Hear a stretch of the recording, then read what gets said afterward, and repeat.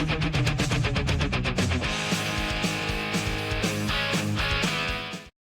day, everybody. My name is Dennis Collier, and I have tried to live my life based on the principles of science and logic and rationality.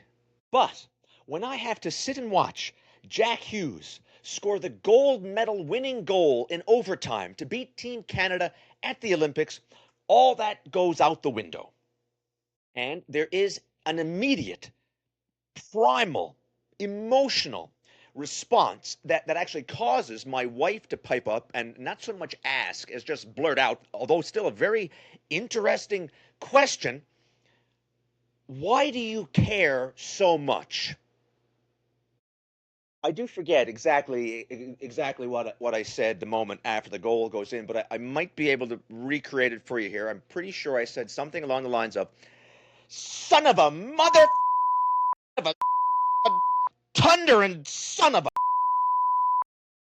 lard lifting straight up your swear Jesus, Mary, and Joseph in the garden." So there's not a lot of science or reason or logic behind it. But I can tell you with deepest sincerity, I enjoy my life better with the backdrop of Canada being the best at hockey. And we are not that right at this moment. But fortunately for me, here's where reason and logic do kick in. Because from these base principles, I can extract the supremely important concept that I believe is crucial, not just for sports, but crucial for making it through life itself, which is history did not start today. And believe it or not, history didn't even start the day that you were born. There have been a quantifiable number of best on best hockey tournaments in history. That number happens to be 16. If we start with the 1972 Canada-Russia Summit Series, and of these 16 best on best tournaments, Team Canada has won 11. And most amazingly, considering the modern world that we are living in, we just lived through a time period where it could be claimed that Canada was the best hockey playing nation in the world for the last 16 years. I mean, 16 years is a long time. Put it this way, the average male life expectancy in Canada is like 80. And quite frankly, I don't think I'm going to make it there. Despite my efforts towards diet and exercise, I just can't get my stress level under control. You could pick out lots of different stuff that had to roll Canada's way to enable us to win these 4 best on best tournaments over this 16-year time window. But for the sake of recency, let me just focus on last February to February of this year. The margin of difference between Team Canada and Team USA is basically no difference. I think everyone admits that. It was the easiest prediction in the world to say this game today was going to need to go to overtime to be decided. Just like the final game at the Four Nations needed to go to overtime to be decided. Just like if these two teams played a 7-game series, it would go the full 7 games, and every single game would go into overtime to be decided. The only thing I'm going to do in this video is go over 2 different, what you might call, excuses. 2 different excuses that you might hear a Canadian hockey fan use to describe the reasons as to why today we lost our title as the greatest hockey playing nation in the world. One of these reasons I will say is irrational. However, the second reason I'm going to say is at very least a little bit more rational. Okay, number 1. Let's start with the irrational. You might say that Canada deserved to win this game today. And to that, all I can say is that this phrase has long been, and by the way, anyone who's known me for any number of years would emphatically back up that this is true, but the phrase, "we deserve to win," has got to be one of my most despised phrases ever uttered by humankind. I cannot explain it any better than was explained by Clint Eastwood at the end of the movie Unforgiven, one of the greatest motion pictures ever made. Deserves got nothing to do with it. Never mind sports. How about life in general? The minutes anyone drops the line, I deserve something, man, oh man, red flags about that person's ability to logically navigate the world. Anyway, people much geekier than Clint Eastwood might say, well, Canada outshot the USA 42-28. Or they might even say something even geekier than that, like, well, Canada had way more zone time than blah, blah, blah, blah. Or they might point out the seemingly impossible number of grade A chances that Team Canada had in the third period of a tied game, of which they could not convert one. McKinnon somehow misses a wide open net. Celebrini gets stopped on a breakaway. And Connor Hellebuyck makes one of the greatest saves of all time on Devon Toews. And if you really want to rationalize how things like this can happen, again, bear in mind, history did not start when the sun came up this morning. And you don't even need to go too much farther back in history. Do you remember 1 year ago, in overtime of the deciding game of the Four Nations face-off, the saves Jordan Binnington made on Brady Tkachuk and Auston Matthews, 2 on Auston Matthews, actually. On that day, a year ago, we got the bounces. Today, Connor Hellebuyck got the bounces. Here's the bottom line.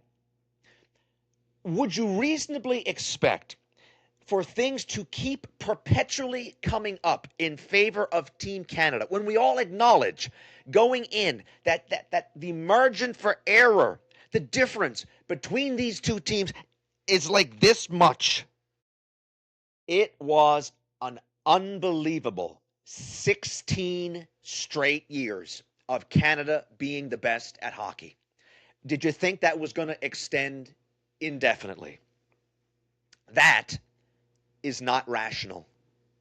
But on to excuse number 2. And let me lay something on you that I think is much, much more rational. And I offer this accepting full well that people are going to accuse me of making excuses or of being a crybaby or you know what? Actually, in reaching for the correct terminology, I'm going to have to once again reach into the dialect of my home province of Newfoundland. And really, the best term that might be applied to what I'm talking about is sookin. Look, in all seriousness, at the start of this video, actually, I introduced you to some of the swearing that is native to my home province of Newfoundland. Some of you may be aware, but maybe not everybody is, that this place of Newfoundland has its own unique dialect.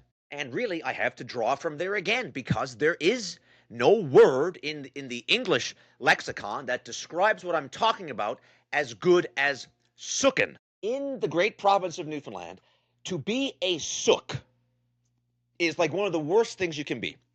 What it is basically someone who overreacts emotionally to non-important things. And it's a derogatory term that kind of implies the person is weak-willed or lacking in resilience. So I accept what I am about to say might be interpreted as sookin.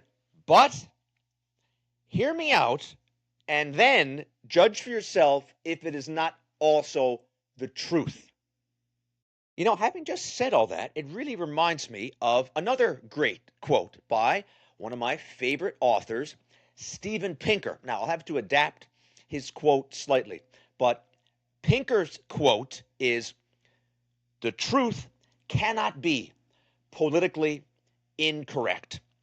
But maybe an equally valid quote is, "The truth cannot be sookin."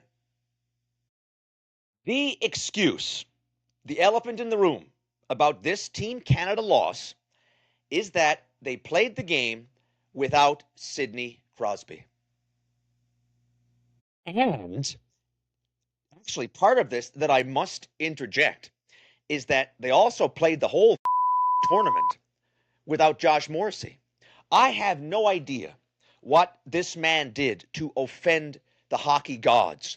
Talk about the role of random chance or the role of luck. In Morrissey's case, only bad luck. Look, you're a great player. We haven't had international hockey in a decade or almost a decade, but now we're at the Four Nations, and we want you on the team, Josh.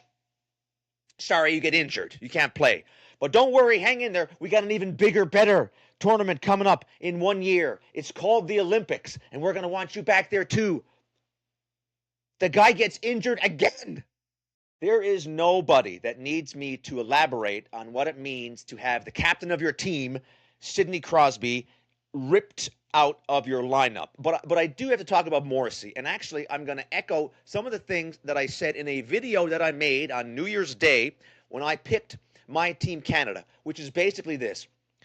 This team was a little bit light on defense, and Josh Morrisey was their number 2 defenseman in my eyes.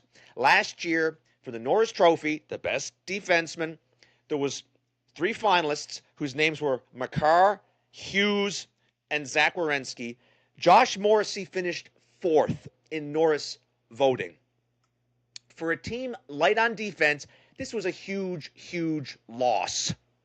So look, regarding these injuries, Team USA leaves the game today saying, we beat Team Canada. But I'm going to suggest there's an interesting philosophical question to be asked there, which is simply, is that true though? Really, like you beat Team Canada. That was Team Canada. Without their captain Sidney Crosby, without Josh Morrisey, it was certainly it was the best Team Canada could put on the ice today. But really though, that was Team Canada. When we have known for months, just by looking at these 2 amazing rosters, that the difference between the 2 teams is razor thin. Knowing that, I ask you, is it rational to think from one of the 2 rosters, you're going to subtract Sidney Crosby and Josh Morrisey and then still expect that team to win? Now, once again, I know what you're thinking.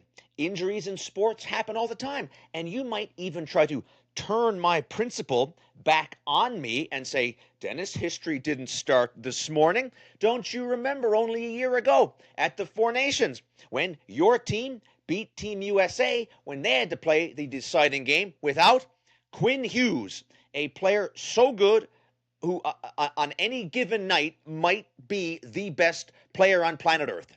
I would say, yes, of course I realize that, but I can give a retort to your retort because I agree. History didn't start this morning, nor did history start 1 year ago. And in fact, look, I am now so old, I can pull out sour grapes from 30 years ago. You see, I still have vivid memories in my brain of the very first historic, the legendary, the heralded first time ever that Team USA won a best-on-best tournament, the World Cup of Hockey in 1996. When, like today, the margins were razor thin and you squeaked out a victory. I'll give you credit. You did that. You won. And you can only play the team that stands in front of you. But all I will say today is the same thing that I said for your first famous victory 30 years ago. You know who I would have liked to have had playing for Team Canada in the 1996 World Cup of Hockey who were not available and did not play for us that tournament? How about I'll give you a line? How about this for a line? Centering this line, let's start with Mario Lemieux. And for 2 wingers, let's go with Paul Kariya, who just scored 50 goals, and Cam Neely. How about on defense, for a unit of 5, we'll add Ray Bourque and, I don't know, Al McInnes, none of whom played for Team Canada in the 96 World Cup. Do you think any of those guys might have made a difference if the coach could have called any of those numbers? But hey, again, full credit, you beat Team Canada. Didn't have any of those 5 guys, but you beat Team Canada. Point is, we could play this game of who was injured when ad nauseum. All I'm trying to say is 2 points, actually. 2 points that I've been saying for years. And these 2 points actually, I guess, prove the greater point that two things can be true at the same time. And they are, point number one, injuries are a part of sports, fully understood. And there's nothing you can do about it. But point number two, injuries, especially to people of the magnitude of a Sidney Crosby, always make it much, much stupider, less interesting, and maybe even, dare I say, less meaningful. If you are still not buying what I'm saying, or if you think I'm nothing but a sore loser or a sook, let me give you one final example to try to prove my point, a thought exercise, if you will. And I will even take this thought exercise, this example, from the 2026 Winter Olympics that we just witnessed. Let's pretend, for argument's sake, the great Johannes Husflot Klæbo wakes up in Norway on February the 1st and slips on a banana peel at the head of his stairs, and he falls over the stairs and breaks his leg. I know, God forbid. It's just a thought exercise. Anyway, let's say in this alternative timeline, Klæbo is injured and cannot participate at the 2026 Winter Olympics. Hey, I get it. Injuries, they're a part of sports, right? The Olympics are going to go ahead, no matter who's injured or not. And some other mere mortal is going to win the cross-country ski races. The final question that I will leave you with is this.